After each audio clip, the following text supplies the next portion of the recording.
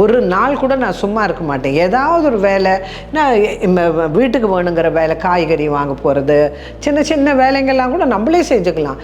நான் வீட்டுக்குள்ளே யாருமே எனக்கு வேலைக்கு அசிஸ்டன்ஸ் ஒருத்தரும் வச்சுக்கல.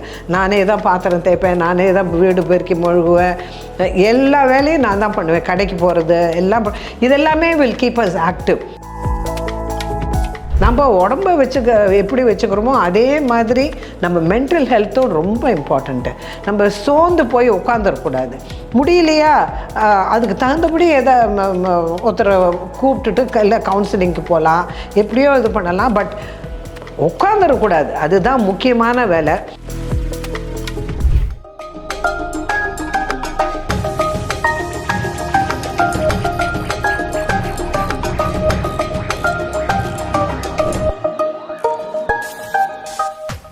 பூங்காற்று நேயர்களுக்கு வணக்கம். என் பெயர் Shyamala Balasubramanian. I am a medical person, மகளிர் மருத்துவர், மகப்பேறு மருத்துவர். நான் சென்னையிலேயே தான் பிறந்ததுலேருந்து சென்னையில் தான் இருக்கேன். ட்ரிபிளிகேன் கோஷா ஆஸ்பத்திரியில் தான் பிறந்தேன். எங்கள் அப்பா சீதாராமன் பேர். அவர் கவர்மெண்ட் இதில் கஸ்டம்ஸில் இருந்தார். எங்கள் அம்மா ஹவுஸ் ஒய்ஃபு, கமலா சீதாராமன் பேர். எனக்கு 5 சிப்ளிங்ஸ், அதாவது என் கூட பிறந்தவங்க 5 பேர். அதில் 5 பேரும் ஆம்பளை பசங்க. நான் ஒண்டி தான் பொன் குழந்தை எங்கள் அப்பாவுக்கும் அம்மாவுக்கும். சிறு வயது காலத்தில் என்னோடது ரொம்ப பீஸ்ஃபுல்லாக இருக்கும். எங்கள் வீடு கோபாலபுரத்துலேயே நாங்கள் வளர்ந்ததுனால அங்கே எல்லாருமே நெய்பர்ஸ். அந்த காலத்தில் ரொம்ப பேர் அங்கே இருந்தது கிடையாது. அதுக்கப்புறம்லாம் தான் ரொம்ப வருஷம் கழித்து நம்ம ஃபார்மர் சீஃப் மினிஸ்டர் கருணாநிதி ஐயா அவர்கள் வந்திருந்தாங்க. அதுக்கப்புறம் அவங்க பசங்க எல்லாம் என் பிரதர்ஸோடலாம் ரொம்ப ஃப்ரெண்ட்ஸ் அவங்க எல்லாரும். அதனால் எங்களுக்கு கோபாலபுரம் ரொம்ப பிடிச்ச இடம். பிகாஸ் ரொம்ப காம் அண்ட் பீஸ்ஃபுல்லாக இருக்கும் அந்த காலத்தில். இப்போ ரொம்ப க்ரௌடடாலாம் இருக்குது. அதுக்கு அப்புறம் நான் ஸ்கூல் போக ஆரம்பித்தது கோபாலபுரத்துலேயே மாண்டிசோரி ஸ்கூல்னு ஒன்று இருந்தது. கோபாலபுரத்துலேயே வெஸ்டர்ன் ஸ்ட்ரீட்டில் இருந்தது. அங்கே தான் எங்களை முதல்ல போட்டாங்க எங்கள் பேரண்ட்ஸு. அப்போல்லாம் பேபி கிளாஸ்ன்னு சொல்லுவோம். அப்போல்லாம் எல்கேஜி யூகேஜிலாம் கிடையாது. பேபி கிளாஸ் மட்டும் அங்கே படிச்சிருந்தேன். அதுக்கப்புறம் எங்கள் அண்ணா 2 பேரும் பெரியவங்க, மூத்தவங்க, எனக்கு ரொம்ப 20 வயசு பெரியவங்க. அவங்க சிவகுமாரன்னு பேர், சிவாஜின்னு கூப்பிடுவோம். இன்னொருத்தர் கௌரி சங்கர்னு பேர். அவங்க 2 பேருக்கும் என்னை எப்படியாவது கான்வென்ட்டில் படிக்க வைக்கணும் ஒரு ஆசை. அதை தவிர நீ நல்லா படித்து பெருசாக ஆனதுக்கப்புறமா நீ மெடிக்கல் காலேஜ் சேரணும், நீ டாக்டர் ஆனோன்னு ஒரு பெரிய ஆசையை மூட்டி விட்டாங்க அந்த காலத்திலேயே. அதனால் என்னை சர்ச் பார்க் கான்வென்ட்டுன்னுட்டு நம்ம மவுண்ட் ரோடுக்கு சஃபயர் தேட்டருக்கு எதிர்க்க இருக்குது. அதில் என்னை போய் சேர்த்து விட்டாங்க 1ஆம் கிளாஸில். இப்போ அதுலேருந்து நான் அந்த ஸ்கூலில் தான் படிச்சுட்டு வந்தேன் டில் மை மெட்ரிகுலேஷன். அதுக்கு அப்போ இதை விட இன்ட்ரெஸ்டிங்கான இது என்னன்னாக்கா, நல்லா படிப்பேன், ஸ்கூல்லலாம் நல்லா படிப்பேன். ஜெயலலிதா அம்மா இருந்தாங்களே, நம்ம ஃபார்மர் சீஃப் மினிஸ்டர், அவங்க என்னோடய கிளாஸ்மேட்டு. என்னை 5ஆம் கிளாஸ்லேருந்து மெட்ரிகுலேஷன் வரலும் என் கூடவே படித்தவங்க, எனக்கு உயிர் தோழியவங்க. என் கூட எங்கே போனாலும் நாங்கள் 2 பேரும் ஒன்றா போவோம். அவங்களோட பிறந்த நாளுக்கெல்லாம் ஒன்றா அவங்க வீட்டுக்கு போவேன். அவங்க என்னை கொண்டு வந்து வீட்டில் விட்டுட்டு போகிறது எல்லாம் ரொம்ப க்ளோஸாக இருப்போம். அவங்க ரொம்ப ப்ரில்லியன்ட் லேடி, ரொம்ப நல்லா படிச்சிருந்தாங்க. அவங்க ஸ்கூலை விட்டு போகிறச்சே அவங்க தான் பெஸ்ட் அவுட் கோயிங் ஸ்டூடெண்ட்டு. அவங்களும் நல்லா பாடுவாங்க, இங்கிலீஷ் சாங்ஸும் பாடுவாங்க, தமிழ் பாட்டெல்லாமும் பாடுவாங்க. அவங்களுக்கு நிறைய லாங்குவேஜஸ் எல்லாம் தெரியும். அதனால் எங்களை எங்கள் ஸ்கூல் மாஸ்டர், மியூசிக் மாஸ்டர் இருந்தார். அவர் எங்களை All India Radio children's programme, சிறுவர் நிகழ்ச்சிகள் இருக்குது இல்லையா, அதுக்கெல்லாம் எங்களை அழைச்சின்னு போவார். அப்போது ஜெயலலிதாவும் நானும் தான் வி வர் செலக்டட் அந்த ப்ரோக்ராமுக்கு போகிறதுக்கு. ரொம்ப நல்லா பாடுவோம் 2 பேரும். ஸோ எவ்ரி வீக் எங்களை அங்கே அழைச்சின்னு போவாங்க ஆல் இண்டியா ரேடியோவுக்கு. சாட்டர்டே அன்றைக்கி மத்தியானத்தில் நடக்கும் அது. அப்படியே போச்சு. அதுக்கப்புறம் ஸ்கூலெல்லாம் முடிஞ்சுது. அப்புறம் நம்ம நான் வந்து ஸ்டெல்லா மாரிஸில் ஜாயின் பண்ணேன். நல்ல மார்க்கெல்லாம் வாங்கி எடுத்திருந்தேன். ஸ்டெல்லா மாரிஸில் உடனே எனக்கு காலேஜ் அட்மிஷன் கிடச்சிது. அங்கே வந்து ஜெயலலிதாவும் நானும் ஒன்றாவது தான் ஜாயின் பண்ணினோம். ஜாயின் பண்ணிவிட்டு அவங்க ஆனால் ஒரே ஒரு நாள் தான் காலேஜுக்கு வந்தாங்க. அவங்க அதுக்கப்புறம் டிஸ்கண்டினியூ போயிட்டாங்க. அப்போ தான் அவங்க வந்த புதுசு, இந்த சினிமாவுக்கு வந்த புதுசு. அப்போ வெந்நீர் ஆடை எடுத்துகிட்டு இருந்த டைம் அது. அதனால் அவங்க வந்து உடனே சினிமா ஃபீல்டுக்கு போயிட்டாங்க. நான் வந்து பியூசி அங்கே படித்தேன். டாக்டர் படிக்கணுங்கிறதுனால சயின்சஸ் ப்ரோக்ராமெல்லாம் எடுத்துகிட்டு இருந்தேன். Luckily I did very well in my PU. And நான் வந்து மெடிக்கல் காலேஜ் சேர்ந்தேன். Medical college Kilpauk medical college, government college, அதில் எனக்கு அட்மிஷன் கிடச்சிது. அங்கே தான் நான் அந்த 5.5 வருஷம் கோர்ஸ் முடிச்சுட்டு அப்புறம் 1 வருஷம் ஹவுஸ் சர்ஜன்ஸ். அதுக்கப்புறம் வந்து கல்யாணம் பண்ணணும்லாம் சொல்லிட்டு இருந்தாங்க. இல்லை எனக்கு மேலே படிக்கணும் அப்படிலாம் சொன்னதுனால அப்போது வந்து எனக்கு வந்து கைனகாலஜி, அதாவது மகளிர் மருத்துவம் அண்டு மகப்பேறு மருத்துவம் படிக்கணும்னு எனக்கு ரொம்ப ஆசை. அதனால் அந்த அதிலெல்லாம் நான் காலேஜில் படிக்கிறச்சே நிறைய ப்ரைஸஸ்லாம் வாங்கியிருக்கேன். ஈவன் ஃபார் மைக்ரோபயாலஜி, அப்புறம் மெடிசனில், இதில் எல்லாமும் நான் சர்டிஃபிகேட் வாங்கியிருக்கேன், ப்ரைஸஸ் எல்லாம் வாங்கியிருக்கேன். கொஞ்சம் ஸ்டூடியஸ் டைப் தான் நான். அப்போவே ரொம்ப கிளாஸை விட்டு வெளியில் போனால் எல்லா கோல்மாலும் பண்ணுவோம் நாங்கள் பசங்க எல்லாருமே சேர்ந்து. எனக்கு ஐ ஹேட் வெரி க்ளோஸ் ஃப்ரெண்ட்ஸ். என் கூட இருக்கிறவங்க எல்லாரும் ரொம்ப க்ளோஸு. அவங்களோட கம்பைன் ஸ்டடியெல்லாம் பண்ணுவேன். இதை பொறுத்த மட்டும் காலேஜில் வந்து எனக்கு வேறு ஒன்றும் இல்லை, படிப்பு படிப்பு படிப்பு. Because I don't want to ஒரு வருஷம் கூட நம்ம லூஸ் பண்ணக்கூடாது, கிடுன்னு அந்த 5.5 வருஷமும் படித்து முடிக்கணும்னுட்டு ரொம்ப ஸ்டூடியஸாக படிச்சுட்டு இருந்தேன். அதுக்கப்புறம் வந்து ஐ applied for my post graduation இன் இதை. எனக்கு லக்கிலி எனக்கு வந்து ஆப்ஸ்டெட்ரிக்ஸ் அண்ட் கைனகாலஜி கிடச்சிது. அதுக்கு வந்து எனக்கு போஸ்டிங் எல்லாம் வந்து கோஷா ஆஸ்பத்திரி. கோஷா ஆஸ்பத்திரியில் தான் அப்போது வந்து கோஷா ஆஸ்பத்திரின்னு சொல்லுவாங்க. பிகாஸ் அது ஃபுல்லி மேனேஜ் பை லேடிஸ். சூப்பர்டென்ட்லேருந்து இந்த லாஸ்ட் கிரேட் ஒர்க்கர்ஸ் வரலும் எல்லாருமே லேடிஸ் தான் இருப்பாங்க அந்த ஹாஸ்பிட்டல். அதனால தான் அதுக்கு கோஷா ஹாஸ்பிட்டல்னு பேர். அதுக்கப்புறம் later on it became Kasturba Gandhi women's hospital அப்படின்னு வந்தது அது. இதில் வந்து முதல்ல வந்து when I did my obstetrics வந்து மனோரமான ஒரு ஸ்டாஃப் நர்ஸ் இருந்தாங்க அங்கே. இப்போல்லாம் அவங்க எங்கே இருக்கான்னு கூட தெரியாது எனக்கு. அவங்க ஒன்று, அப்புறம் அகிலான்னு ஒரு ஸ்டாஃப். இவங்க 2 பேரும் ஆஸ் அ ஸ்டூடெண்ட்ஸ் வந்து எனக்கு வந்து எப்படி ஃபஸ்ட்டு டெலிவரி கண்டக்ட் பண்ணுறது ரொம்ப பொறுமையாக சொல்லிக் கொடுப்பாங்க. எனக்கும் அதில் ரொம்ப இன்ட்ரெஸ்ட் இருந்ததுனால நான் ரொம்ப சீக்கிரமாக கற்றுக்கிட்டேன். அந்த என்னோடய டியூட்டி இல்லாட்டா கூட நான் அந்த லேபர் வார்டுக்கெல்லாம் போய் ரொம்ப இன்ட்ரெஸ்டோடு கற்றுப்பேன் அவங்கக்கிட்ட. அந்த ஸ்டாஃப் நர்சஸ் எல்லாம் எப்படி அந்த 24 ஹவர்ஸ் அங்கெல்லாம் அங்கே ஒர்க் பண்ணுவாங்க. பை ஷிஃப்ட்ஸில் தான் ஒர்க் பண்ணுவாங்க. எப்படி அவங்க அத்தனை, அதுவும் நம்ம இந்தியாவில் கேட்க வேண்டுமா, நம்ம பாப்புலேஷன்லாம் ஒரு நிமிஷத்துக்கு ஒரு குழந்தை அப்படி பிறந்துட்டுருக்கோம் அந்த லேபர் வார்டில். நாங்கள்லாம் எப்போ பார்த்தாலும் பிஸியாக இருப்போம். அது தவிர எமர்ஜென்சிஸ் எல்லாம் வந்ததுனாக்கா நாங்கள் அங்கே ஒரு இன்டர்ன்ஷிப்புக்காக வி யூஸ் டு ஸ்டே. அங்கேயே ஒரு ஹாஸ்டல் இருந்தது, அங்கே இருப்போம். அந்த ஹாஸ்டல்லேருந்து எங்களை கூப்பிட்டு அனுப்பிச்சிடுவாங்க. நைட்டாக இருந்தால் வந்து ஸ்டூடெண்ட்ஸ் எல்லாம் அங்கே வந்து பார்க்கணும், எமர்ஜென்சிலாம் எப்படி டீல் பண்ணுறாங்க என்னங்கிறதெல்லாம் எங்களை கூப்பிட்டு அனுப்பிச்சிடுவாங்க. ராத்திரி பகல் எந்த டைமும் கிடையாது. we were 24 hours busy. அது தவிர எங்களோட ஹவுஸ் சர்ஜன்சி அதெல்லாம் பண்ணி முடிச்சதுக்கப்புறமும் கூட இந்த போஸ்ட் கிராஜுவேஷன் பண்ணுறச்சே it was more tough. Because வார்டையும் பார்த்துக்கணும், லேபர் வார்டையும் பார்த்துக்கணும், சர்ஜரி தியேட்டர்லேயும் போய் பண்ணணும். ஆனால் எங்களுக்கு வந்திருந்த டாக்டர்ஸ், எங்கள் சீனியர்ஸ் எல்லாம் இருந்தாங்களே, ரொம்ப அதுவும் நம்ம நல்லா இன்ட்ரெஸ்டோடு பண்ணுறோன்னாக்கா ரொம்ப நல்லா கற்றுக் கொடுப்பாங்க. அது மாதிரி எமர்ஜென்சிஸ்லாம் நிறையா நான் அட்டென்ட் பண்ணியிருக்கேன். As a student, as a post graduate student நிறையா சிசேரியன், நிறைய சர்ஜரிலாம் அவங்களோட நான் அசிஸ்ட் பண்ணியிருக்கேன். இதெல்லாம் ஒரு பெரிய அட்வான்டேஜ் எனக்கு இருந்தது. என்னை பொறுத்த மட்டும் கோஷா ஹாஸ்பிட்டல் வந்து கவர்மெண்ட் ஹாஸ்பிட்டல்.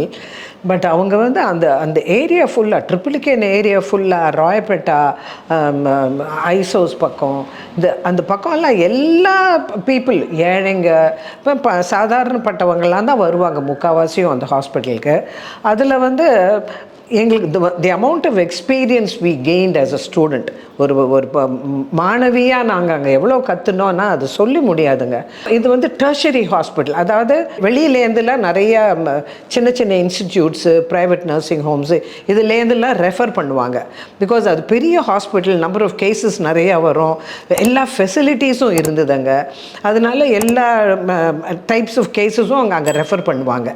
அங்கே அதனால எங்களுக்கு we could see so many complicated cases coming from outside, not only within the city, from வெளியூர்லேருந்தெல்லாம் வரும். இதில் வந்து ஐ ஸ்டில் ரிமெம்பர், நான் வந்து ஒரு இட் வாஸ் நல்ல வெயில் காலத்தில் ஒரு தடவை வந்து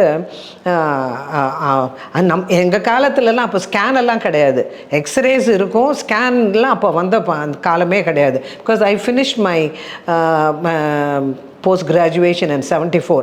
அதுக்கு முன்னாடி ஸ்கேன்லாம் கிடையாது. அதனால் எதுவாக இருந்தாலும் நம்ம எக்ஸ்ரே தான் நம்பணும். நம்மளோட கிளினிக்கல் அக்யூமெண்ட், அதாவது நம்ம கிளினிக்கலாக நம்ம எவ்வளோ நம்ம படிச்சிருக்கோமோ அதை பேஸ் பண்ணி தான் நம்ம டயக்னோசிஸே பண்ண முடியும். ஸோ ஒரு தடவை ஒரு சம்மரில், நல்ல சம்மர், மத்தியானம் ஈவினிங் இருக்கும். அப்போது வந்து ஒரு கேஸ், ஒரு சின்ன பொண்ணு அரௌண்ட் 18-20 அது மாதிரி இருக்கும். அந்த பொண்ணு வந்தது. எங்களுக்கு வந்து அதை டயக்னோஸ் பண்ணுறதுக்கு நாங்கள் எத்தனையோ கேள்விகள்லாம் கேட்டு பார்த்தோம். அந்த பொண்ணையும் அவங்க கூட இருந்தவங்க அவங்கெல்லாம் ஒன்றுமே சரியாகவே சொல்லவே இல்லை. எப்படி ஆனால் அது ரொம்ப டேஞ்சரான சுச்சுவேஷனில் இருந்தது. ஒரே டீஹைட்ரேஷன், தண்ணியெல்லாம் உடம்பு வற்றி போய் ஜுரம், ஹை ஃபீவர், வில்லேஜ்லேருந்து வந்தது. அதை வந்து பார்த்துட்டு என்னவா இருக்கும்னு கண்டுபிடிக்க முடியல. எங்களுக்கு எக்ஸாமின் பண்ணக்கூட அந்த பேஷண்ட்டு அவ்வளோ பெயினில் இருந்தது. அந்த பரீட்சை பண்ணி பார்க்குறது கூட முடியல. அப்புறம் வந்து தேட்டருக்குள்ளே அழைச்சிட்டு போய் அந்த அம்மாவுக்கு மயக்கம் கொடுத்து பார்க்கலான்னு சொல்லிட்டு உள்ளே போய் பார்த்தாக்க வந்து அந்த காலத்துலலாம் இது கிடையாது, இந்த மெடிக்கல் டெர்மினேஷன் ஆஃப் ப்ரெக்னன்சின்னு. அதாவது இப்போல்லாம் கவர்மெண்ட்டில் பண்ணுறாங்க இல்லையா, அபார்ஷன் பண்ணுறதெல்லாம்.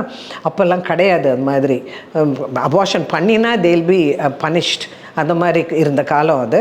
அப்போது வந்து சித்திரை மாதத்தில் குழந்தை பிறக்க போகிறதுன்னு சொல்கிறதுனால அந்த வில்லேஜிலலாம் அவங்கெல்லாம் படித்தவங்க ரொம்ப இல்லை. அப்போது அவங்க வந்து என்ன பண்ணியிருக்கிறாங்க, இந்த முதல் குழந்தைங்கிறதுனால இந்த குழந்தை சித்திரை மாதத்தில் பிறக்கக்கூடாதுன்னு சொல்லிவிட்டு ஏதோ லோக்கல் தாயின்னு சொல்லுவோம், அதாவது அங்கே மருத்துவச்சின்னு சொல்லுவாங்க அந்த காலத்தில். அவங்கள்ட்ட போய் என்ன பண்ணியிருக்காங்க, மருந்து உள்ளே வச்சு ஒரு குச்சியை வச்சு நோண்டி இருக்கிறாங்க. அதில் வந்து அந்த பேஷண்ட், அந்த குச்சி உடஞ்சி போய் உள்ளேயே தங்கி போச்சு. This was a very very serious condition for the patient. அது வந்து நாங்கள் எக்ஸாமின் பண்ணினதில் தான் தெரிஞ்சது, மயக்கத்தில் எக்ஸாமின் பண்ணும்போது தான் தெரிஞ்சது. பஞ்செல்லாம் உள்ளே வச்சுருந்தாங்க, குச்சியை வச்சு இது பண்ணாங்க. இது எவ்வளோ பெரிய ஆபத்தான விஷயம்னு அவங்களுக்கு புரியல அப்போல்லாம். வில்லேஜ்லேயும் புரியல, அந்த மருத்துவச்சிங்களுக்கும் தெரியல அப்போது வந்து அப்புறம் நாங்கள் இதை எடுத்துன்னு போயிட்டு we had to open the abdomen. உள்ள அப்டமன் ஓப்பன் பண்ணி பார்த்தா குச்சி அந்த கர்ப்பப்பையும் தாண்டி குடலையும் கிழிச்சு, சிறுநீர் பையையும் கிழிச்சு, இத்தனை கலாட்டா ஆகிருக்குது உள்ள. அந்த patient was in such a bad state. But luckily for us we have to அந்த பேஷண்ட்டுக்கு நிறைய பிளட்டெல்லாம் கொடுத்து டெம்பரேச்சர்லாம் இது பண்ணி ஆன்டிபயோட்டிக்ஸ்லாம் பண்ணி we had to close the bowel. அப்புறம் அந்த பொண்ணுக்கு அதிர்ஷ்டம் இல்லை, பாவம், கர்ப்பப்பையே எடுக்க முடியாயிடுச்சு. அப்புறம் சிறுநீர் பையையும் நாங்கள் ரிப்பேர் பண்ணிவிட்டு அப்புறம் எப்படியோ அந்த பேஷண்ட் பழச்சிடுச்சு கடைசியில். அது ஒரு பெரிய திருப்தி. ஆனால் அந்த ஃபேமிலிக்கே அது ஒரு நஷ்டமாகவும் போயிடுச்சு. என்னன்னாக்கா அப்புறம் அந்த அம்மாவுக்கு, அந்த பொண்ணுக்கு வந்து குழந்தையும் பிறக்காது, இதுவும் பண்ணாது. பட் அதுக்கப்புறம் நாங்கள் கொஞ்ச நாளைக்கு ஃபாலோ பண்ண முடிஞ்சது. அதுக்கப்புறம் ஊருக்கு போயிடுச்சு, அங்கே போய் பண்ணிட்டு இது மாதிரி நிறைய எமர்ஜென்சி கேசஸ் நிறைய வரும். டெர்ஷரி லெவல் ஹாஸ்பிட்டலுங்கிறதுனால ரெஃபர் பண்ணுவாங்க நிறைய பேர் பண்ணி. அந்த மாதிரி ரொம்ப சீரியஸ் கண்டிஷனில் வரும். அதே மாதிரி ஒரு டெலிவர் ஆன ஒரு லேடி டெலிவரி ஆகி 10 நாள் தான் ஆகிருக்குது. அது வீட்டுக்கு போயிட்டு திருப்பி உடனே ப்ளீடிங்கோடு வந்தது. அவங்களுக்கும் கொடுக்குற பிளட்டுக்கெல்லாம் அப்போல்லாம் அவ்வளோ ஈஸியாக கிடைக்காதுங்க. அந்த மாதிரி சிச்சுவேஷன்ஸ்லாம் இந்த எக்ஸ்பீரியன்ஸ் எல்லாம் இன்றைக்கி கூட அதை நினச்சின்னு நாங்கள் ப்ராக்டிஸ் பண்ணுறச்சே இப்போல்லாம் எவ்வளோ ஈஸியாக இருக்குங்க. டயக்னோஸ் பண்ணுறதுலாம் இப்போ எவ்வளவோ ஈஸியாக இருக்குது. அப்போல்லாம் எல்லாம் நம்ம கையை வச்சு தான், நம்ம கண்ணை வச்சு தான், நம்மளோட எக்ஸ்பீரியன்ஸ் வச்சு தான் பண்ண முடியும் அந்த காலத்தில். ஸோ நான் வந்து இந்த கவர்மெண்ட் ஹாஸ்பிட்டல், கோஷா ஹாஸ்பிட்டலுக்கு ரொம்ப நன்றி உள்ளவளாக நான் எப்போதுமே இருப்பேன். பிகாஸ் எங்களுக்கு அவ்வளோ பண்ணி கொடுத்துருக்குறாங்க அந்த ஹாஸ்பிட்டல் ஸ்டூடெண்ட்ஸுக்கெல்லாம். டாக்டர்ஸுக்கு. நர்சஸ் எல்லாம் என்னம்மா எக்ஸ்பீரியன்ஸ்டாக இருப்பாங்க தெரியுமா அந்த காலத்தில். அவ்வளோ எக்ஸ்பீரியன்ஸ்லாம் அத்தனை கற்றுக்கிட்டு இருக்கோம் நாங்கள் அதனால் I must be very grateful to that hospital and the staff from that hospital. இது முடிஞ்சது. போஸ்ட் கிராஜுவேஷனும் முடிச்சுட்டேன். அப்புறம் எங்கள் அப்பாவுக்கு வந்து நான் வெளியூர்லலாம் போய் அப்போல்லாம் கொஞ்சம் ஸ்ட்ரிக்டாக இருப்பாங்க. நான் ஒரே பொண்ணு வேறு, அப்பாவுக்கு ரொம்ப செல்லம். அதனால் வெளியூருக்கெல்லாம் அனுப்புறதுக்கு அவருக்கு இஷ்டம் இல்லை. அதனால நெய்வேலியில் வந்து இப்போ போஸ்டிங் கிடச்சிது எனக்கு. நெய்வேலி லிக்னைட் கார்பரேஷன், அந்த நிலக்கரி இது இருந்தது இல்லையா கார்பரேஷன், அங்கே வந்து எனக்கு போஸ்டிங் கிடச்சிது இந்த மெட்டர்னிட்டி டிபார்ட்மெண்ட். ஸோ நான் அங்கே சேர்ந்தேன். அங்கே போனால் அவங்க அங்கே இருக்கிற டாக்டர்ஸ்லாம் எக்ஸ்பீரியன்ஸ் டாக்டர்ஸு, அவங்களும் மாதிரி தான் நிறைய வில்லேஜர்ஸ்க்கெல்லாம் நிறைய ட்ரீட் பண்ணி நிறையா கேசஸ்லாம் அங்கேயும் வரும். அந்த ஹாஸ்பிட்டலில் என்னை ஜாயின் பண்ணிவிட்டு அங்கே நான் வந்து ரொம்ப நாள் வேலை செய்யலை, 1.5 வருஷமும் என்ன தான் வேலை செஞ்சேன். அதுக்கப்புறம் வந்து கல்யாணம் பண்ணணும்னு எங்கள் வீட்டில் எல்லோரும் சொன்ன உடனே இல்லை நான் மேலே படிக்கணும் அப்படின்லாம் சொல்லிகிட்டு இருந்தேன். இன்னும் கோர்சஸ்லாம் படிக்கணும்னு. பட் எங்கள் அப்பா இல்லைம்மா நீ கல்யாணத்தை பண்ணிவிட்டு அப்புறம் ஒன்று இஷ்டப்படி படி, என்ன வேணால் பண்ணுன்னு சொல்லிட்டாரு. அதனால என்ன பண்ணேன், எல்லாம் எங்கள் இதில் ஜாதகம் பார்க்குற வழக்கெல்லாம் உண்டு. அதெல்லாம் பார்த்துட்டு அப்புறம் மாப்பிள்ளை வந்து அமெரிக்காலேருந்து ஒருத்தர் வந்தார். வந்து பார்த்துட்டு அப்போல்லாம் நிறைய வந்து வரதட்சணை அதெல்லாம் அப்போ நிறையா இருந்தது. அப்புறம் ஆனால் எனக்கு பார்க்க வந்த மாப்பிள்ளை வந்து அதெல்லாம் ஒன்றும் டிமாண்டெல்லாம் பண்ணி அதெல்லாம் ஒன்றும் கேட்கல. அவரும் நல்லா படிச்சிருந்தார். ஹீ ஸ்டடிடு இன் ஐஐடி சென்னையில் படிச்சுட்டு எம்டெக், பிடெக், எம்டெக், பிஹெச்டிலாம் படிச்சுட்டு கனடாவில் வேலையாக இருந்தார். கனடாவில் வேலை வந்துட்டு என்னை வந்து பொண்ணு பார்க்குற இதெல்லாம் நடந்ததுக்கப்புறம் கல்யாணம் ஃபிக்ஸ் ஆச்சு. திஸ் வாஸ் இன் 1976 கல்யாணம் ஆச்சு எனக்கு. கல்யாணம் ஆன உடனே திரும்பி போகிறதா வேண்டாமாரெலாம் யோசிச்சுட்டு எனக்கு வந்து நான் அங்கே போயிட்டு வந்து சேர்ந்து படிக்கிறதுலாம் கஷ்டம்னு சொல்லிட்டு அவர் என்ன பண்ணார், ஹீ கேம், ரொம்ப நல்ல அது எவ்வளோ நல்ல குணம் அது அவருக்கு, என்னோட கெரியர் கெட்டு போகக்கூடாதுன்னு சொல்லிட்டு he came back to India. அப்புறம் வந்து அவருக்கு கோமியான ஒரு ஊர் பீகார் ஸ்டேட்டில் மோஸ்ட் பேக்வேர்டு ஸ்டேட்டு, அந்த இடத்துல வந்து அவர் வேலைக்கு போனார். அங்கே நானும் போனேன். அப்புறம் ஒரு 3 வருஷம் ஆச்சு. அங்கே 3 வருஷம் ஆனதுக்கப்புறம் அவருக்கு அங்கே என்னவோ என்னோட டேலண்ட்ஸ் எல்லாம் வேஸ்ட் ஆகிற மாதிரி ஒரு ஃபீலிங் அவருக்கு இருந்தது. அதனால் நம்ம சென்னைக்கு போயிடலாம், அங்கே போய்ட்டு நம்ம வேலை ஏதாவது பார்த்துக்கலாம், நீயும் அங்கே போய் உனக்கு நர்சிங் ஹோம் 3 நாளும் கட்டித்தரோம், இல்லைனாக்கா நீ வேறு எங்கேயாவது சேர்றதுனால சேர்ந்துக்கலாம், மெட்ராஸில் இருக்கிறது தான் நமக்கு நல்லதுன்னு சொல்லிவிட்டு அப்போது வந்து மெட்ராஸ் சிட்டியாக இருந்தது. அப்புறம் இங்கே வந்துட்டு அப்புறம் வந்து எனக்கு 2 குழந்தை பிறந்தது. பிறந்ததுக்கப்புறமா அவங்களும் நல்லா படித்தாங்க. ரொம்ப அவரை வந்து எதுலேயுமே இது பண்ணக்கூடாது, அது பண்ணக்கூடாது, நீ இப்படி தான் இருக்கணும், அப்படி தான் இருக்கணுங்கிற ரூல்ஸ் அண்ட் ரெகுலேஷன்ஸ்லாம் கிடையாது. உனக்கு என்ன மாதிரி சௌகரியமாக உனக்கு வேலை பண்ண முடியுமோ, இல்லை உனக்கு குழந்தைகள் பார்த்துக்கிறதுக்கு உனக்கு என்ன ஹெல்ப் வேணுமோ அந்த மாதிரி எல்லா இதுவும் ஹெல்ப்ஃபுல்லாக இருந்தார். அதுக்கும் என்னோட ஹஸ்பண்டுக்கு நான் ரொம்ப கிரேட்ஃபுல்லாக இருக்கேன். ஏன்னா I can continue with my career even after that. அப்புறம் வந்து இங்கே வந்ததுக்கப்புறமா உடனே எனக்கு எந்த ஜாபும் கிடைக்கல. சவுகார்பேட்டில் வந்து எனக்கு இந்த சேரிட்டபிள் ஹாஸ்பிட்டல்ஸ் எல்லாம் உண்டு. நார்த்லேருந்து வந்து Sindhi hospital, Marwari hospital, Gujarati hospital, அந்த மாதிரி இருந்தது. அதில் போய் சேரிட்டி ஹாஸ்பிட்டலில் முதல்ல சேர்ந்துட்டேன். இந்த மீன் டைம் அதெல்லாம் சேர்ந்து ஒரு கொஞ்ச நாள்லேயே எனக்கு ஒரு கொஞ்சம் மாதத்துலேயே எனக்கு Indian council of Medical Research department இருந்தது. அது வந்து நம்ம சென்னை எழும்பூர் மருத்துவமனையிலேயே ஒரு டிபார்ட்மெண்ட் ஓப்பன் பண்ணியிருந்தாங்க. அதில் வந்து நான் ஜாயின் பண்ணேன். அதுக்கு முன்னாடி கோஷாலேயும் இருந்தது Indian council of Medical Research. அங்கே ஜாயின் பண்ணிவிட்டு அதுக்கப்புறமா எக்மோர் ஹாஸ்பிட்டலுக்கு வந்தேன். ஸோ அங்கே தான் next few years till I retired, I continued in Egmore Women and Children Hospital as the head of the department of the research department in Egmore Hospital. So அந்த சமயத்தில் Indian council of medical ரிசர்ச்சில் நான் வேலை செய்கிறச்சேன். I had an opportunity to visit all the states. Because எங்கள் centres வந்து were distributed all over the country. 33 centers இருந்தது called Human Reproductive Research Centers னு பேர். அதில் நான் இருந்தேன். It was a tough job because எனக்கு ஃபீல்டு ஒர்க் எல்லாமும் இருந்தது. அதில் வெளி ஊருக்கு சின்ன சின்ன வில்லேஜஸுக்கு இந்த primary health centres, government health centres எல்லாம் இருந்த இடத்துக்கெல்லாம் நான் போய் விசிட் பண்ணிட்டு வரணும். அங்கே எப்படி நடக்கிறது, எப்படி அவங்க மேனேஜ் பண்ணுறாங்க, அவங்களுக்கு எதாவது ஹெல்ப் தேவையா, அது மாதிரி எல்லாம் இது போய் ஃபீல்டுலேயே ஒர்க் இருக்கும். அதுக்கு எனக்கு வந்து ஐ ஹேட் அன் அசிஸ்டண்ட், ஒரு டெமோகிராஃபர், அப்புறம் ஒரு சோஷியல் ஒர்க்கர், இதுங்கெல்லாம் போஸ்ட் பண்ணியிருந்தாங்க எனக்கு. So it will be a very tough job.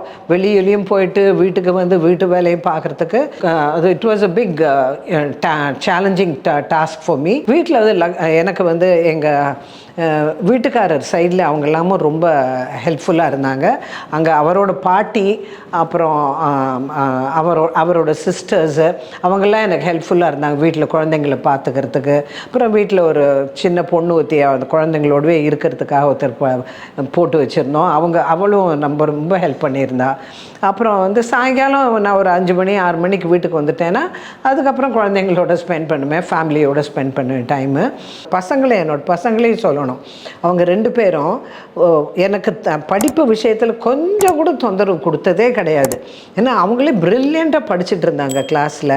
அவங்க டீச்சர்ஸ்லாம் எப்படி நீங்கள் மேனேஜ் பண்ணுறீங்க, இந்த குழந்தைங்களாம் எப்படி படிக்கிறது, அந்த மாதிரிலாம் கேட்பாங்க. என்னை கூப்பிட்டு என்ன இன்டர்வியூ பண்ணுவாங்க, எப்படி நீங்கள் மேனேஜ் பண்ணுறீங்கன்னா. அவ்வளோ நல்லா படித்தாங்க 2 பேரும்.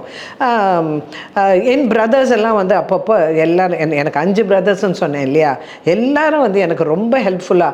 நான் எங்கள் மாமனார் வீட்டில் இருந்தபோது கூட அவங்கெல்லாம் அப்பப்போ வந்து என்னை வந்து பார்த்துப்பாங்க. குழந்தைங்களெல்லாம் அவங்க எங்கள் பிறந்த வீட்டுக்கு வந்து அழைச்சின்னு போவாங்க, அழைச்சின்னு போய்ட்டு அவங்கள பார்த்துப்பாங்க ஹாலிடேஸ்லனாக்க. இது மாதிரி அவங்கெல்லாம் ரொம்ப ஹெல்ப்ஃபுல்லாக இருந்தாங்க. இல்லைன்னா நான் இவ்வளோ தூரம் பண்ணியிருக்கவே முடியாது. அதுக்கு அந்த குழந்தைங்கள்லாம் படித்து மொள்ள வளர்ந்துட்டு போன உடனே அவங்களுக்கு சைட் பை சைடு அவங்களுக்கு வந்து எங்கள் அம்மாவுக்கு பாட்டுனா ரொம்ப பிடிக்கும். கர்நாடிக் மியூசிக்கில் அவங்க she was very good at it. அதனால் அவங்க எப்படியாவது என் குழந்தைங்களுக்கும் கற்றுக் கொடுக்கணும் கர்நாடிக் மியூசிக்னு சொல்லிட்டு பக்கத்தில் ஒரு மிருதங்க மாஸ்டர் ஒருத்தர் இருந்தார். அவர்கிட்ட கொண்டு போய் என் 2 பசங்களையும் விட்டு அவங்களுக்கு 2 பேருக்கும் ஒருத்தனுக்கு மிருதங்கம், ஒருத்தனுக்கு கட்டம், இது மாதிரி சொல்லி கொடுத்து அதை வந்து பிரமாதமாக பண்ணாங்க. அதுலேயும் என் பசங்க ரொம்ப நல்லா பண்ணிவிட்டு அதுக்கு அரங்கேற்றணும். வீடு இங்கே மயிலாப்பூரில் பாரதிய வித்யாபவன் இருக்கு இல்லையா, அதில் வந்து அவங்களுக்கு அரங்கேற்றம்லாம் பண்ணி வச்சோம். பெரிய ஸ்காலர்ஸ், மியூசிக்கில் வந்து நல்ல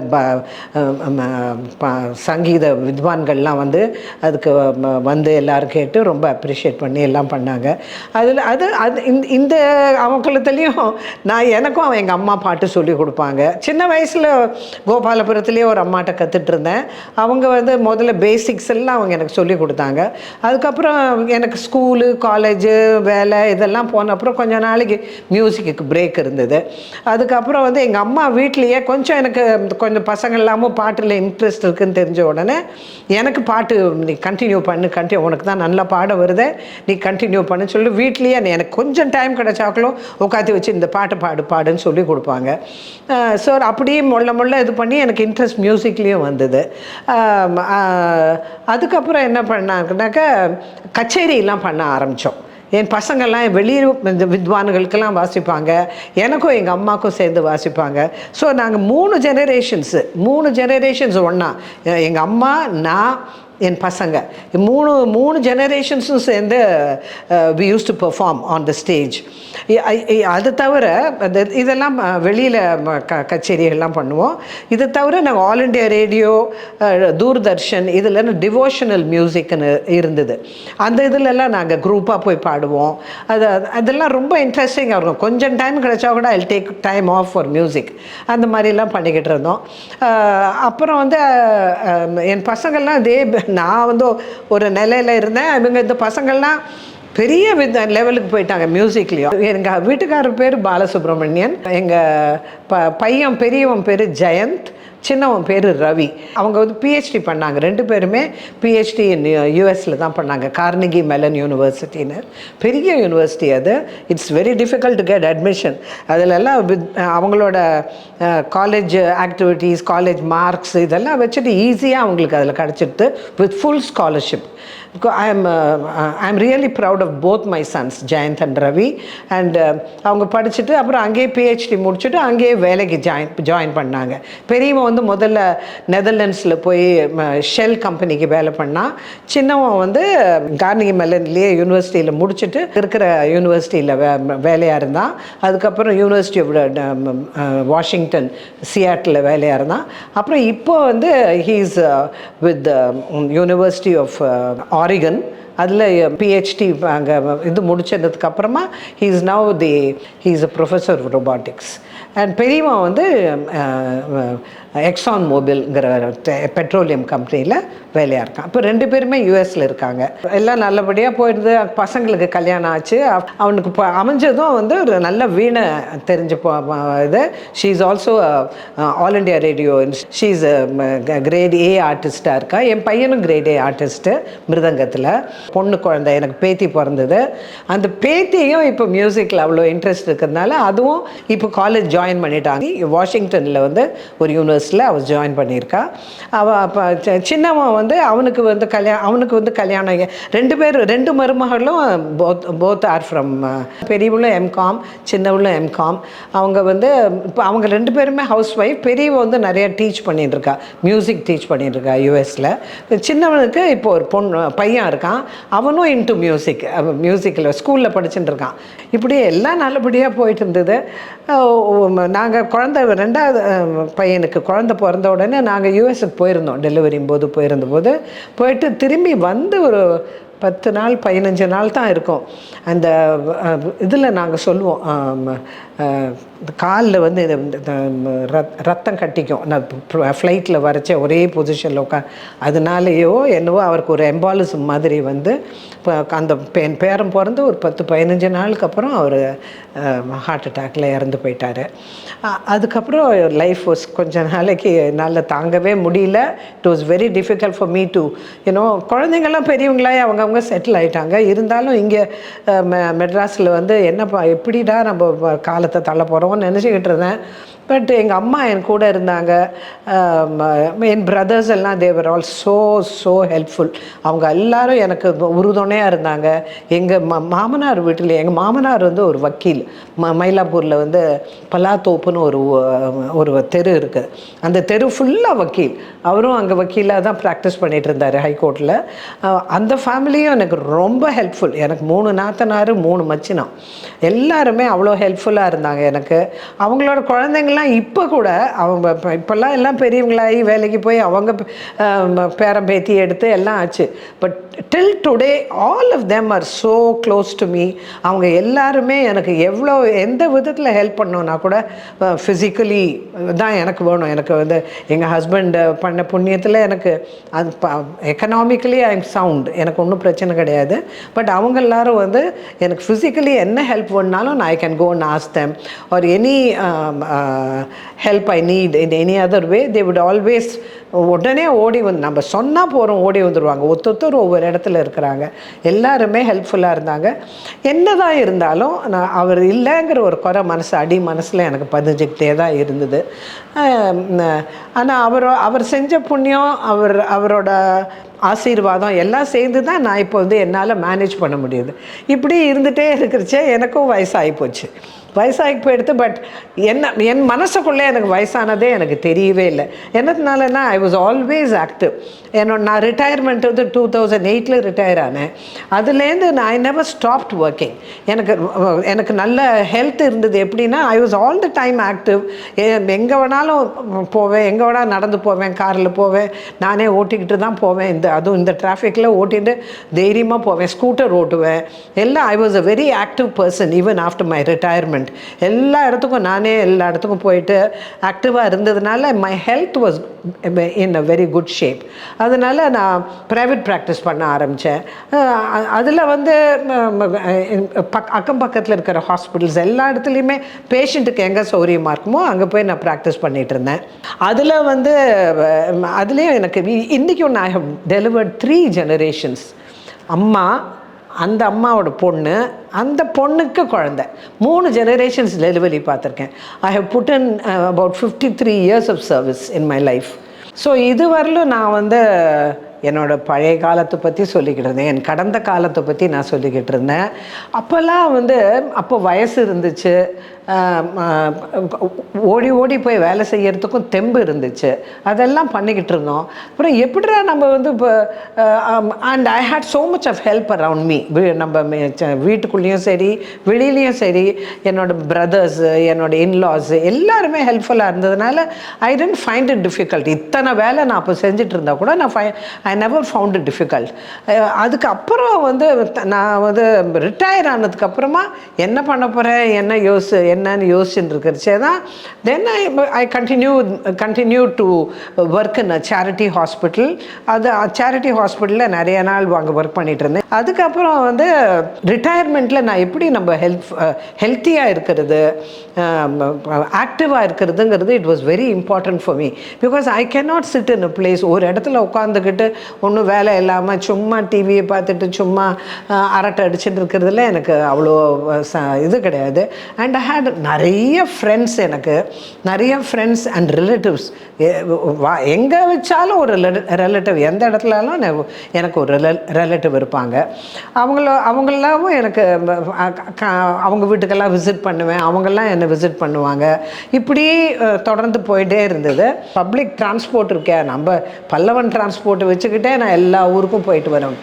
இப்போது ஈவன் டுடே எனக்கு வந்து நான் ஆட்டோவுக்கு வெயிட் பண்ணிட்டு போனோங்கிறதே இல்லை. கிடுன்னு பஸ் ஸ்டாப்புக்கு போவேன், பஸ்ஸில் ஏறி போயிட்டே இருப்பேன். எந்த இடமா இருந்தாலும் ஏதாவது எமர்ஜென்சி இருந்ததுனா தான் நான் ஒரு ஆட்டோவை பிடிச்சிட்டு போகிறது, ஆர் ஊபர் டாக்ஸியோ ஏதோ பிடிச்சிட்டு போகிறது. டிஸ்டன்ஸ் ஜாஸ்தியாக இருந்தால் அதுக்கு நான் பப்ளிக் டிரான்ஸ்போர்ட் எடுத்துன்னு போகிறேன். அது மாதிரிலாம் பண்ணிகிட்டு இருந்தேன். அண்ட் என்னோடய ஹெல்த்தை நான் வந்து I am very careful about it. Like master செக்அப்னு பண்ணிப்பேன். இது வயசானவங்களுக்கு இது ரொம்ப முக்கியம். பிகாஸ் சின்ன பிறந்தவங்க எல்லாரும் வந்து நமக்கு பிறந்தவங்கெல்லாம் வெளியில் போயிடுறாங்க, அவங்க வேலைக்கு, அவங்களோட குடும்பம் எத்தனையோ இருக்குது. இந்தியாவுக்குள்ளேயே இருந்தாலும் அவங்கள நம்மளை வந்து பார்க்குறது அடிக்கடி பார்க்க முடியாது. அமெரிக்காவில் இருந்தாலும் ரொம்ப கஷ்டம், இன்னுமே ரொம்ப கஷ்டம். அதனால் நம்ம உடம்பு நம்ம ஹெல்த்தை பார்த்துக்கிறதுங்கிறது வயசானவங்களுக்கு, ஸ்பெஷலி ஆஃப்டர் ரிட்டையர்மெண்ட், ஏன்னா அவங்களுக்கு என்ன பண்ணுறதுனே புரியாமல் ஒரு மாதிரி தவிச்சு போயிடுவாங்க. அப்போது வந்து நம்ம ஹெல்த்தை பார்த்துக்கிறது ரொம்ப முக்கியம். அதனால் இது மாதிரி நான் இது நிறையா ஈவன் ஆஃப்டர் ரிட்டையர்மெண்ட் எத்தனையோ இடத்துல சோஷியல் ஆர்கனைசேஷன்ஸு வில்லேஜஸ்லாம் போய் நான் நிறைய டாக் கொடுத்துருக்கேன். How to keep your self ஹெல்த்திங்கிறதுக்கு வயசானவங்களுக்கு கொடுத்துருக்கேன், யங்ஸ்டர்ஸுக்கெல்லாமும் கொடுத்துருக்கேன். எப்படி அவங்க எக்ஸசைஸ் பண்ணிக்கிட்டு உடம்பை எப்படி இதுவாக வச்சுக்கணும். Mental health is very important. ஐயோ நமக்கு இப்படி ஆயிடுச்சேன்னு நினச்சிட்டு இருந்தோம்னா ஒன்றுமே பிரயோஜனம் இல்லை.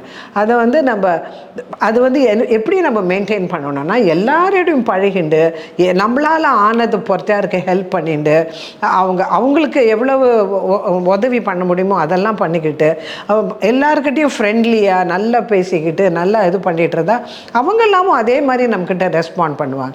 அண்ட் இருக்கவே இருக்கு. இப்போல்லாம் சும்மா வாசலில் ரோடு பக்கம் போய் நல்லா நடந்து போகிறதுக்கெல்லாம் நிறைய இடம் இருக்குது. இப்போது நிறையா பார்க்ஸ் இருக்குது. சென்னைன்னு சொல்லிட்டு எத்தனை பார்க்ஸ் பண்ணியிருக்காங்க இப்போது. அதிலலாம் போய் அழகாக வாக்கு போகலாம். பீச் இருக்குது, பீச்சுக்கிட்ட போய் வாக்கு போகலாம். அதெல்லாம் ரொம்ப இம்பார்ட்டண்ட். அதுவும் முடியாதுன்னாக்கா பக்கத்துலேயே ஏதாவது ஜிம் இருந்துன்னா அங்கே போய் எக்ஸசைஸ் பண்ணலாம். நம்ம உடம்பை எப்படி வச்சுக்கிறோமோ அதே மாதிரி நம்ம மென்டல் ஹெல்த்தும் ரொம்ப இம்பார்ட்டண்ட்டு. நம்ம சோர்ந்து போய் உட்காந்துடக்கூடாது. முடியலையா அதுக்கு தகுந்தபடி ஒருத்தரை கூப்பிட்டுட்டு இல்லை கவுன்சிலிங்க்கு போகலாம், எப்படியோ இது பண்ணலாம். பட் உட்காந்துடக்கூடாது, அதுதான் முக்கியமான வேலை. ஒன்றுமே முடியலன்னா இருக்கவே இருக்குது, நமக்கு சீனியர் சிட்டிசன்ஸ் ஹோம்ஸ் எல்லாம் இருக்குது, அங்கே போய் இது பண்ணலாம். நம்ம பசங்க நம்ம கூட இல்லைனாக்கா சீனியர் சிட்டிசன்ஸ் ஹோம்ஸ் எல்லாம் இருக்குது, அங்கே போய் அவங்கள அங்கே போய் இருக்கலாம். நம்ம இப்போ நிறைய சீனியர் சிட்டிசன்ஸ் ஹோம் நமக்கு எப்படி வேணுமோ அப்படி ப்ரொவைட் பண்ணி தராங்க. அது மாதிரியும் பண்ணலாம். நம்ம ஹெல்த்து பார்த்துக்கிறது ரொம்ப முக்கியங்க. எல்லாருமே அது ரொம்ப முக்கியம். அண்ட் மாஸ்டர் ஹெல்த் செக்கப்புக்கு எப்போதும் நீங்கள் போய் தான் ஆகணும். அதை போய் பண்ணிட்டு இருந்தீங்கன்னா முன்னாடியே வருமுன் காப்போம்ங்கிறது தானே நம்மளோட மோட்டோவே. அதனால் அங்கே போயிட்டு அவங்க டாக்டர்ஸ் வந்து என்ன சொல்கிறாங்க என்னன்னு கேட்டுக்கிட்டு அது தகுந்தபடி அப்பப்போ உண்டான வைத்தியத்தை நம்ம பண்ணிக்கிட்டு நம்ம உடம்பு பாதுகாத்துக்கிறதுங்கிறது ரொம்ப முக்கியமான சமாச்சாரம். இப்போ நான் வந்து மெடிக்கல் ப்ரொஃபஷன்லேயும் நான் கொஞ்சம் நிறைய பண்ணிக்கிட்டு இருக்கேன். என்னால் முடிஞ்ச ஊரில் எப்போல்லாம் நான் சென்னைக்கு வரேனோ அப்போல்லாம் பண்ணிக்கிட்டு இருக்கேன். இதை தவிர வந்து I have got a few friends who are like me, they are also interested in music. அதில் வந்து இப்போ கர்நாடிக் மியூசிக் பாடுறது மாத்திரம் இல்லை, நான் மியூசிக் அகாடமியில் டிவோஷனல் ப்ரோக்ராம் பாடியிருக்கேன், வேறு எத்தனையோ சபாஸ்லெல்லாம் பாடியிருக்கேன். பட் இப்போ வந்து இந்த ஃப்ரெண்ட்ஸுக்கெல்லாம் வந்து சினிமா மியூசிக் ரொம்ப பிடிக்கும். இதில் இந்த கேரியோகே இருக்குது இல்லையா, இந்த கேரியோகே மியூசிக்கை வந்து நான் என் ஃப்ரெண்ட்ஸுக்கிட்டே இது கற்றுக்கிட்டு இப்போ நிறைய இடத்துல ப்ரோக்ராம்ஸ் நாங்கள் நம்ம குரூப்பாக சேர்ந்து பண்ணுறோம், இல்லை வேற எங்கேயாவது ஹாலை வச்சு பண்ணுறோம், இல்லை எங்கள் வீட்லேயே கூட நான் karaoke programs எல்லாம் பண்ணிட்டு இருக்கேன். That is how I spend my time. I don't sit quiet. ஒரு நாள் கூட நான் சும்மா இருக்க மாட்டேன். ஏதாவது ஒரு வேலை, நான் வீட்டுக்கு வேணுங்கிற வேலை, காய்கறி வாங்க போகிறது, சின்ன சின்ன வேலைங்கள்லாம் கூட நம்மளே செஞ்சுக்கலாம். நான் வீட்டுக்குள்ளே யாருமே எனக்கு வேலைக்கு அசிஸ்டன்ஸ் உத்தரவு வச்சுக்கல. நானே தான் பாத்திரம் தேய்ப்பேன், நானே தான் வீடு பெருக்கி மொழுகுவேன், எல்லா வேலையும் நான் தான் பண்ணுவேன். கடைக்கு போகிறது எல்லாம் இதெல்லாமே வில் கீப் அஸ் ஆக்டிவ். கை காலெலாம் நல்லா அசைச்சு பண்ணுறச்சே நமக்கு நல்லா ஆக்டிவாக இருக்கும். அது மாதிரி சின்ன சின்ன வேலையெல்லாம் பண்ணிக்கலாம். இன்னொருத்தர் தான் வந்து பண்ணணும்னு நம்ம எதிர்பார்க்கக்கூடாது. இந்த மாதிரி நம்ம ஃப்ரெண்ட்ஸை பார்த்துக்கிட்டு நம்ம ரிலேட்டிவ்ஸ் எல்லாம் பார்த்துக்கிட்டு இருந்தாலே பாதி ஹெல்த் நமக்கு நல்லா இருக்கும். எல்லாமே நமக்கு கடைசி வரலும் இது பண்ணலாம்.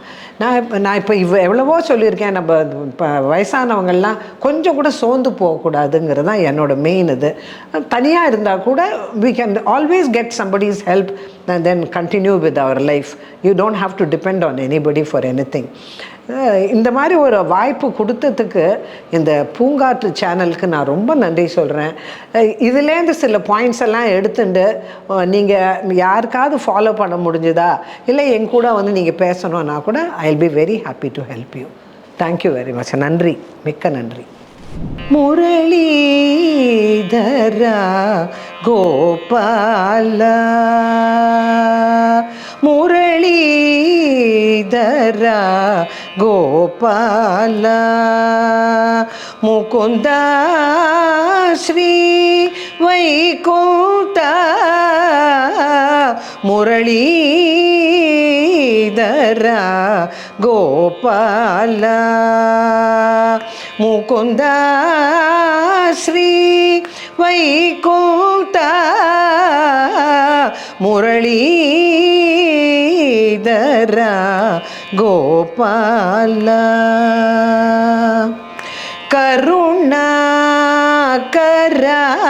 கமலா நயனா, கருணாகரா கமலா நயனா, கருணாகரா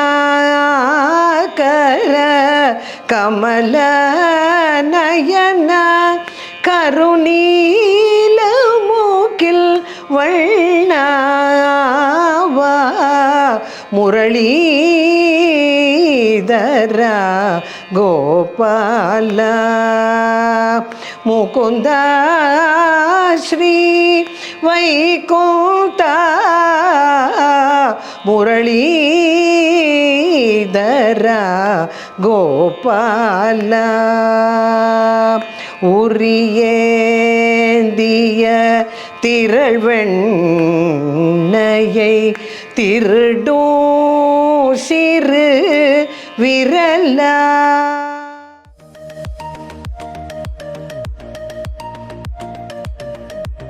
பூங்காற்று இது நாளைய நல்வாழ்விற்கான வழிகாட்டி. தொடர்ந்து எங்களோட வீடியோக்களை பார்க்கறதுக்கு பூங்காற்று சேனலை சப்ஸ்கிரைப் பண்ணுங்க அண்ட் ஃபாலோ பண்ணிடுங்க.